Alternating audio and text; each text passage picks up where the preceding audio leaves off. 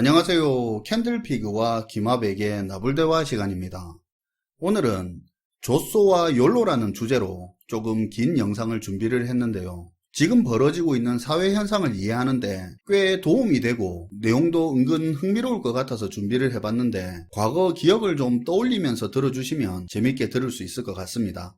얼마 전 청년 고용과 관련된 그런 통계에서 장애나 질병이 없는데 그냥 쉬고 있다는 20, 30대 청년 인구가 75만 명가량이나 된다는 그런 결과가 나왔는데요. 이직 준비나 이런 이유도 있지만 그냥 쉰다고 말한 3분의 2 이상이 취업할 의사가 없다는 게 그게 충격적이었습니다. 여기에는 학교를 졸업한 이후로 한 번도 취업을 안 한 경우도 있지만 보통 한번 취업을 하면 이직을 하든 어떻든 계속 직장 생활을 이어가려고 하기 마련인데 근데 취업해서 일을 하다가 그만두고 나서 취업에 손 놓아버리고 쉬는 사람들도 많은 게 특이한 부분이었는데요. 이런 현상에 대해서 기성세대 일부는 청년 세대를 향해 의지 없고 나태하고 눈만 높다는 비난을 하는 경우도 있지만 또 다른 일부는 기성세대들이 잘못해서 이렇게 된 거라고 그렇게 말하는 사람도 있습니다. 근데 또 막상 그렇게 말하는 사람들은 그래서 구체적으로 기성세대가 뭘 잘못했냐 이렇게 물으면 쉽게 대답을 못하는 경우도 많은데요. 그래서 오늘은 왜 지금 상황이 이렇게까지 돼버렸는지 그 과정에 대해서 한번 볼 텐데 바로 한번 들어보도록 하겠습니다. 반갑습니다, 김하백님. 네, 안녕하세요. 일부 청년들 중에 그동안 제대로 된 노력도 안 하고 취업에 의지조차 없으면서 좋은 직장 미련은 못 버리고 세상 탓만 하면서 은퇴한 부모님께 용돈 받고 정부 지원금 탔으면 놀고 먹는 청년들이 있습니다. 개인적으로 일부 그런 청년들에 대해서는 연민의 감정은 없어요. 하지만 분명한 사실은 그런 청년들 수가 빠르게 늘고 있지만 그런 사람보다 그렇지 않은 청년들이 더 많다는 거예요. 지금 청년들이 노력을 안 했냐? 그건 아닌 것 같아요. 학생 때 우리 때보다 훨씬 못 놀고 공부에 투자한 시간도 더 많았고요. 그리고 그렇게 공부하는 것도 사실은 의지가 없으면 못하는 겁니다. 청년들이 그들이 원하는 일자리에 대한 눈높이가 너무 높다고 하는데 그것도 물론 맞는 이야기지만 그런 일자리에 못 들어가면 마치 도태된 사람처럼 만들어버리는 주위의 시선이나 분위기도 한몫을 한다고 생각을 하거든요. 아무튼 이런 뻔한 이야기를 오늘 할 건 아니고 청년들이 구직을 단념하는 왜 이런 상태로까지 오게 됐는지 사회가 변한 과정에 대해서 이야기를 해볼까 해요. 아마 오늘 내용을 들으면 지금 청년 세대의 취업이나 근로의지 등과 관련된 문제점들을 이해하는데 좀 더 시야를 넓힐 수 있는 기회가 될 것 같습니다. 요 이슈가 청년 세대와 기성 세대 간 그 마찰의 중요한 포인트이기도 하죠. 네, 먼저 이야기는 IMF 외환위기 이후부터 시작해보면 좋을 것 같은데요. IMF 외환위기 이후로 2000년대에 들어서면서 한국의 노동시장이 급격한 변화를 겪게 돼요. 사실 IMF 전까지만 하더라도 평생 직장이라는 개념이 자리 잡고 있었는데요. 그런데 외환위기 이후로는 이러한 고정관념이 깨지기 시작합니다. 기업들이 생존을 위해 인건비 등의 고정비용 등을 줄이는 걸 빠르게 추진하게 되면서 기존의 고용 방식을 바꿔가기 시작하죠. 그리고 그 과정에서 연봉제를 중심으로 능력과 성과 위주의 임금 체계로 재편되어 가게 되고요. 이때부터 우리가 잘 알고 있듯 비정규직, 파견직 등 고용 형태도 더 다양해지게 되고 고용시장이 좋게 말하면 유연해지고 직설적으로 표현하면 필요할 때마다 쉽게 뽑고 쉽게 자를 수 있게 됐습니다. 과거에 비해 이직이 잦아지는 환경으로 노동시장이 변해갔는데요. 이러다 보니 이제 직장인들 사이에서는 회사를 위해 모든 노력을 쏟아붓기보다는 자신의 가치를 더 끌어올리는데 노력을 집중하게 되죠. 이직이 잦아지다 보니 이직 시장에서 경쟁력을 가지려면 회사에 충성하기보다는 자기 자신의 가치를 끌어올리는 게 중요하겠죠. 네, 능력 있는 사람들은 굳이 한 회사에 오랫동안 머무르기보다는 더 나은 조건과 기회를 찾아 이직을 하는 게 더 이상 특이한 일이 아닌 일반적인 상황이 돼버렸어요. 그래서 근로자들이 노동시장에서 자신의 가치를 더 높이 평가받기 위해서 업무 관련 자격증을 취득한다든지 외국어 교육, 기타 자기개발 등을 통해서 거기에 경력에 남길 만한 업무까지도 같이 챙기면서 전문적인 직무 능력을 강화하는 데 노력하게 됩니다. 90년대 후반 2000년대 초에 그때 직장인들 새벽이나 저녁 학원 다니면서 능력 키우고 자격증 따는 게 굉장히 유행했었죠. 네, 우리나라 직장인들이 자기 개발에 눈을 뜨기 시작한 게 딱 그때부터고 취업 사이트들도 그때부터 등장하고 큰 성장을 합니다. 직장인들 스스로가 자생력과 경쟁력을 강화하기 위해 노력을 해갔던 거죠. 그래서 IMF 이후로 이렇게 노동시장이 변화해 가는데 기업들 입장에서도 이런 노동시장의 변화가 기업들이 효율과 수익성을 극대화하는데 굉장히 유리하게 작용을 했습니다. 직원들 정규직으로 쓰던 거 비정규직으로 바꾸고 국내 생산 공정에서 핵심적이지 않은 부분은 중국에 외주로 넘겨 더 싸게 들여오고 이렇게 국내 생산 공정 줄인 만큼 국내 인력도 줄이고 당장의 효율만 생각한다면 분명 기업들 입장에서는 좋은 환경이었습니다. 이런 과정에서 대기업의 생산과 관련된 일자리 수는 줄어들고 원래는 주로 국내 중소기업들이 맡았던 부분들이 빠르게 해외로 외주화되면서 국내 중소기업들도 점점 성장의 한계가 보이기 시작했어요. 다만 고용의 유연화와 중소기업들도 해외 외주의 수혜를 누렸기 때문에 당장 그 문제가 크게 나타나지만 않았을 뿐입니다. 그래서 그렇게 흘러오다가 이제 2008년에 문제가 생깁니다. 당시 미국에서 발생한 부동산 버블과 이를 기반으로 전 세계에 팔려나간 파생 상품들이 동시다발적으로 터지면서 전 세계 경제는 심각한 금융위기에 직면하게 되는데요. 물론 그때 미국이나 유럽에 비해 당시 우리 경제가 금융업보다는 제조업이 중심이었기 때문에 타격이 덜했던 건 사실이지만 그럼에도 많은 기업들이 유럽과 북미 지역의 급격한 경기 침체와 환율이나 환율 관련 파생 상품 등으로 인해서 피해가 컸었던 건 사실입니다. 실제 금융시장도 급격히 위축되는 상황을 맞았었고요. 아무튼 그래서 그때 수많은 국내 기업들이 위기에 빠졌었는데 그런데 당시 한국 같은 경우는 과거 IMF 외환위기 때 중소기업들이 갑작스러운 자금 조달 문제로 망하지 않아도 될 기업들까지 연쇄 도산하는 경험을 겪었었거든요. 그러다 보니 IMF 이후로는 기술 보증 등을 통해서 중소기업들까지도 정부 보증과 정책 금융의 수혜를 볼 수 있는 그 범위를 확대를 해놨었거든요. IMF 위기 당시에 금융위기로부터 중소기업을 보호할 제도적 장치가 너무 빈약하다 보니까 타격을 더 크게 받았던 부분도 있죠. 맞아요. 그래서 IMF 이후로 갖추어진 이런 정부 보증과 금융 지원으로 여기에 정부의 특별 보증과 신규 대출까지 같이 지원받으면서 글로벌 금융위기 때 수많은 기업들이 당시 위기를 일정 부분 회피할 수가 있었습니다. 그런데 문제는 그 다음부터입니다. 정부가 대대적인 위기 극복 차원에서 정부 보증을 늘리고 대폭적으로 신규 대출을 기업에게 지원하는 일은 충분히 할 수 있는 일이다 이거죠. 그런데 그렇다고 이렇게 기업들한테 지원해준 돈이 그게 꽁돈은 아니잖아요. 엄연히 금융지원을 통해 기업들한테 빌려준 돈이거든요. 그런 거라면 기업들의 신용 경색 문제가 해결되고 위기를 벗어나 금융시장에서도 어느 정도 안정이 찾아오고 난 뒤면 이제 그때는 지원을 통해 앞에서 빌려줬던 그 돈을 회수하고 상환을 받아야 되거든요.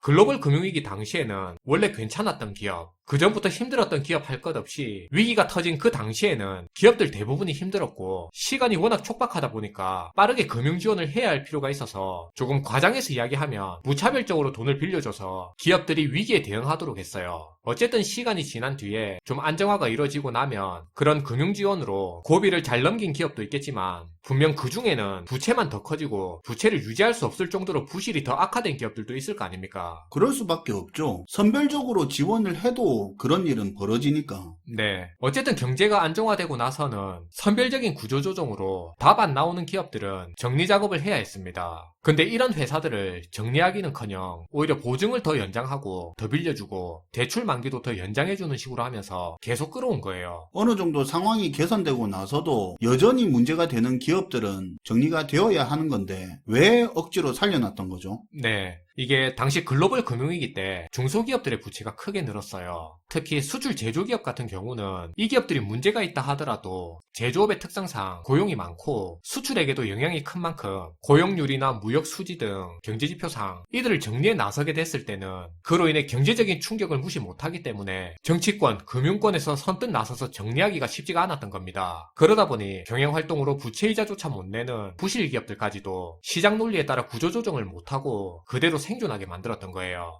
그러다 보니 글로벌 금융위기가 어느 정도 정리된 2014년쯤 해서 요때 2010년대 중반 때부터 우리나라에서 좀비 기업 문제가 본격적으로 경제 문제로 부각되기 시작합니다. 구조조정을 안 해서 그런 거네요. 그렇죠. 정부 차원에서도 분명히 산업 구조개혁 차원에서 정리해야 할 문제인 걸 알면서도 앞에서 잠깐 언급한 것처럼 당장 이런 기업들 정리 작업이 시작되면 실업률 급증과 특히 중소기업에서의 파산 증가로 그게 경제 전반적인 문제로 이어질 걸 뻔히 아니까 어느 정부에서도 이 좀비 기업 문제에 손을 대지 못한 거예요. 그리고 우리나라에서 좀비 기업 문제가 이렇게 심각해지는데 사실 금융권의 책임도 크게 있어요. 앞에서 IMF 이후 2000년대에 들면서 노동시장이 능력 중심의 성과주의를 강조하는 고용 환경으로 그렇게 변해갔다고 했잖아요. 금융권도 마찬가지였는데요. 특히 금융권의 임원들 같은 경우는 실적에 따른 성과급 지급에 또한 성과에 따라 재계약 여부가 결정되다 보니까 이 사람들 입장에서는 아무래도 재계약을 하고 회사 계속 다니기 위해서는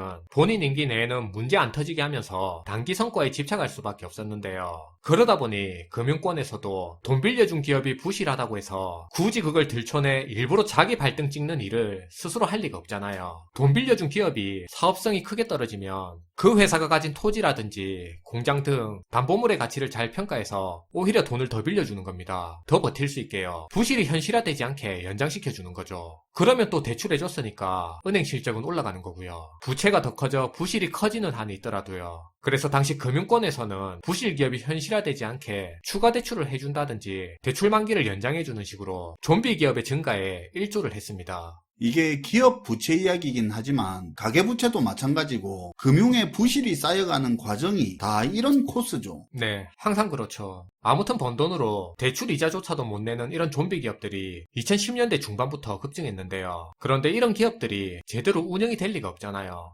연구개발이나 미래를 위한 투자할 여력이 어디 있겠습니까? 직원들에 대한 대우나 근로환경도 개선시킬 여력이 있을 리가 없잖아요. 연구개발은 고사하고 인건비 줄이는 데만 혈안이고 해외에서 가져온 걸 택가리하는 수준으로 기업을 운영하거나 R&D 정부 지원금 빼먹은 걸로 운영자금 쓰고 직원들 시켜 은행에 돈 빌리러 다니는 게 일이고 임금 체불은 빈번하고 없는 돈으로 사람 부리려고 하니까 열정페이나 강요하게 되는 거죠. 이러다 보니 경제 성장에 따라 대기업들의 노동 여건은 좋아지는데 반면 중소기업들의 노동 여건은 오랫동안 정체된다거나 낮아지는 경우가 생기게 됐는데요. 이러다 보니 대기업 중소기업 간에 임금 격차가 벌어지는 속도도 엄청난 거예요.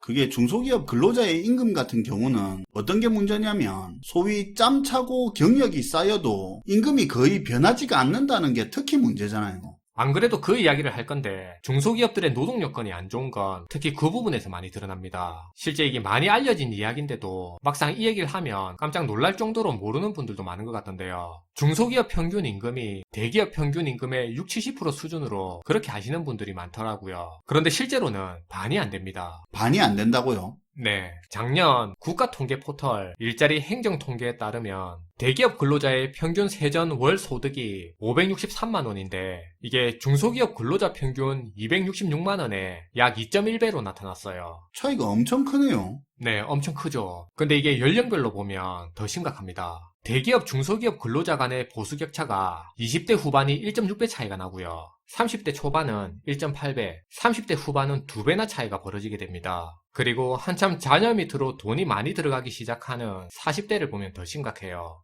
40대 초반의 경우 대기업과 중소기업 간의 임금 격차는 2.2배가 나고 40대 후반은 2.3배, 50대 초반으로 가면 이게 2.5배까지 차이가 더 커지게 돼요.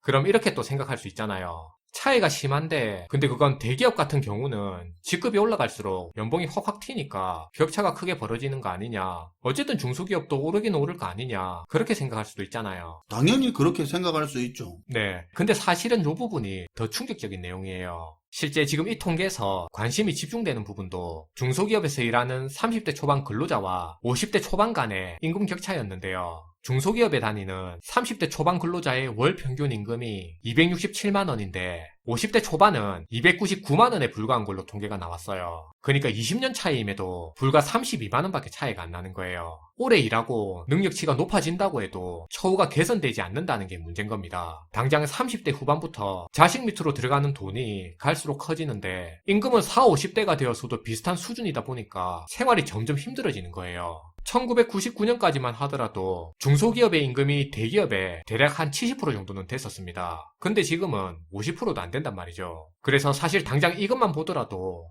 기성세대가 청년들한테 우리 때는 중소기업 다니고 하면서도 다 결혼하고 자식 놓고 잘했다는 식으로 그렇게 말하는 게 지금 청년들한테는 전혀 와닿지 않는 소리라는 겁니다. 청년들이 실제로 이걸 보고 있으니까 중소기업을 기피하게 되고 대기업만 가려고 하는 거예요. 아무튼 대기업 대비 중소기업 평균 임금 비중이 2000년대만 하더라도 60% 수준은 유지하고 있었는데 글로벌 금융위기 이후로는 50%대까지 급격하게 낮아져 버리고요. 좀비 기업 문제가 표면화되기 시작하던 2015년에는 53%까지 주저앉아 버리게 됩니다. 그런 임금 문제도 있겠지만 이런 문제들도 있잖아요. 좀비 기업들이 계속 돈을 빌려가다 보니까 진짜 성장성 있는 성장하는 기업들이 대출을 받을 수 있는 그 기회도 빼앗아 갔잖아요. 맞아요. 그것도 굉장히 중요한 부분이에요. 그런 것 때문에 진짜 성장 가치가 있던 새싹 같은 기업들이 자금 조달 환경이 나빠져서 성장할 수 없었던 문제가 컸으니까요. 어쨌든 이러다 보니 중소기업을 중심으로 회사가 나가라는 게 아니라 직원들 스스로가 퇴사가 빈번해지고요. 퇴사가 빈번하다 보니까 회사 체계는 더 엉망이 되고 남아있는 직원들의 업무 강도와 불만도 더 커지고요.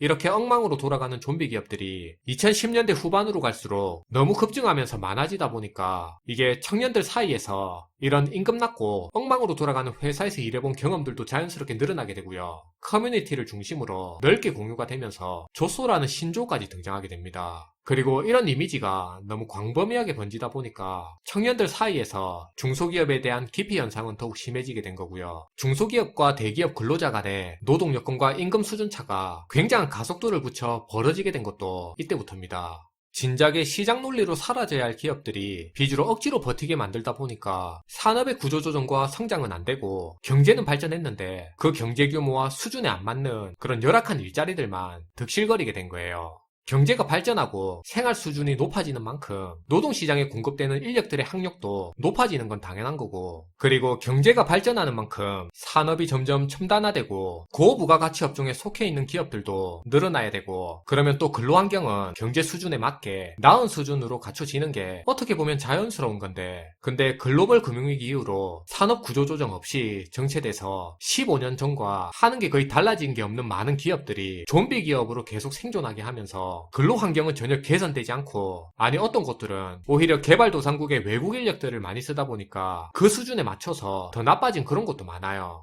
앞에서 장황하게 이야기했지만 기업들의 빚을 빚으로 돌려막으면서 사라져야 할 기업과 산업이 억지로 연명한 결과가 일자리의 질 저하와 산업 구조개혁의 실패로 나타난 겁니다. 노동시장에 있는 고학력 구직자들의 눈높이에는 전혀 맞지 않는, 청년들 입장에서는 돈도 안 되고 경력도 안 되는 이런 일자리들로 인해서 고용시장의 일자리 미스매치 현상이 발생하게 된 거예요. 아무튼 2010년대 중반까지만 하더라도 청년층의 대부분이 눈높이를 낮추든 어쨌든 각자 처지에 맞게 취직은 했다 이거예요. 그리고 돈을 모으기 위해서 사회 초년생 때부터 자산 포트폴리오를 구축하는데 신경도 쓰고 예적금 풍차 돌리기도 하고 각자 나름대로 목돈 모으기 위해서 일도 열심히 하고 몸값 올려 이직하기 위해 자기개발도 열심히 했거든요. 뭐 그때만 하더라도 사회 초년생들은 투자보다는 목돈 모으는데 비중을 실어서 경제활동을 했었죠. 네, 그렇게 돈 모으는 이유가 뭐겠어요. 결혼도 하고 결혼을 하려면 전셋집 얻을 돈이라도 모아놔야 조금이라도 안정적이게 출발을 할 수 있으니까 싱글일 때 조금이라도 더 모으려고 했거든요. 그런데 2015년 이후로 특이한 일이 벌어지게 됩니다.